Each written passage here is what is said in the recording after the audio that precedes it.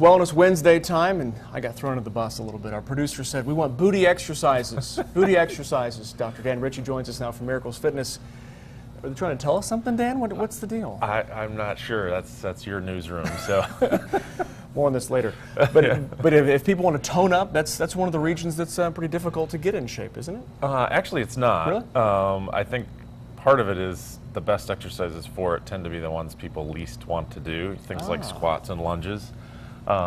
But it's a pretty important region, just things like getting up off the toilet, climbing stairs, it's a real powerhouse, but it's also a muscle that people tend to neglect when they train.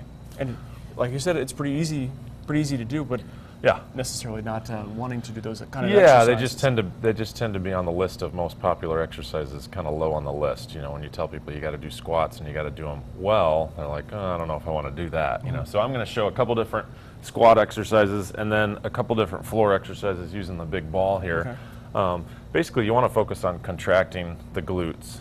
So basically squeezing your butt when you're doing some of these exexercises. So it's hard to keep a straight face when you're talking about that, Dan. I understand. So again, I'm not sure why they wanted you on this segment per se, but So this is a kettlebell. You could use a dumbbell. You don't have to use a weight, but sometimes having a weight just helps you keep your balance. When you squat, you want to make sure your knees ideally don't come out in front of your toes. A lot of times people have trouble if their calves are tight or if they just don't have good range of motion through their ankle. So you want to make sure as you sit down and sit back that your knees are staying relatively over your feet.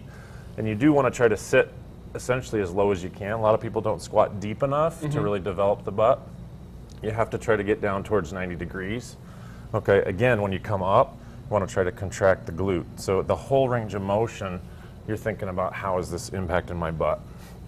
Essentially, lunges are allowing you to do almost a one-legged squat, so you're in a position like this. Again, I could have a weight, I could put the weight in different positions.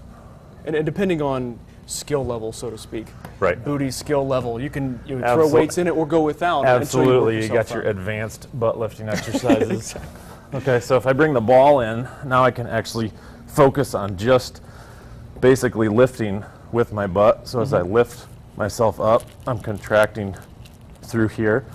If I want to make it more challenging, I can take a foot off the ball, and now essentially it's a one-legged butt raise. And if you don't have a VersaBall, you can use, a chair or something like that? You could use a chair. Couch, possibly? The beginner level would just be your feet on the floor, lifting your butt up.